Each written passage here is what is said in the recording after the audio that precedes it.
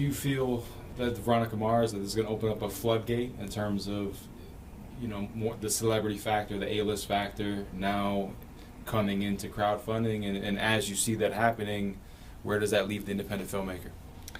No, I don't see a huge influx of celebrities. I think, most famous people feel like that's below me, beneath me. I don't want to do that kind of thing.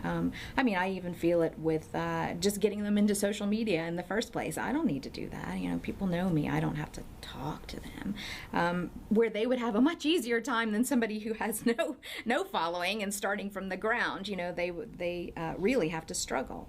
But no, I don't see big companies suddenly just rushing in, and this is a totally different business process than they're used to. They have a whole infrastructure within their business that does nothing but raising money and distributing money and investing in projects and making money that way through investment. So I don't see this as it's going to change overnight. And I know that there are some TV shows like Firefly and that have said our production would be way more expensive. We couldn't do it even for $4 million. There's two things to that. Probably they're right, that there's a lot of a lot of people involved in that. On the other side, I think some of them are going to have to start rethinking how much budget they really need. How much salaries are being paid and how much really they should be being paid. How many people you have doing kind of overlapping jobs that you could cut. I do think that the days of having multi-million, billion dollars rushing into entertainment is shrinking and shrinking and shrinking. And we are only just now starting to see it. So there are a lot of people who aren't even seeing it yet. But I do believe that we will start seeing studio infrastructure shrinking, jobs being lost. This is not the time to think that your career is going to be dependent on getting employment there, because I think they're shedding employment, and I don't think it's coming back. It's not just a period thing. When you're having films selling for $2.99, 99-cent downloads, you can't make that money up easily.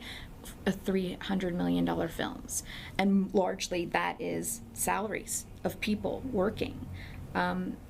Those people's salaries are going to have to be reduced. The salary is going to have to be reduced, and some of those people are not going to be able to work there. So starting to think more like an entrepreneur of, if I'm making this and I'm releasing this, I can make money myself, is a good way to start thinking about it now. And celebrities, again, would be the perfect people to be doing that, because they have something to leverage, that before it all crashes to the ground, get your own thing going. And there are, people who are starting to do that. We talk about Ed Burns, but even Tom Hanks and people like that have gone into web series to try it out, to see how is this working. They have almost less to lose than somebody who's putting all their life savings and trying to get it started, because they're just sort of dabbling and putting their toes in. But they can see, I think this is maybe where this stuff is going, and I shouldn't wait. I should go in and get started and start trying to shape it or figure it out before everybody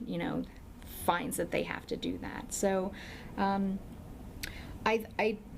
don't think that independent filmmakers should expect at all to be able to raise money like a celebrity raises money.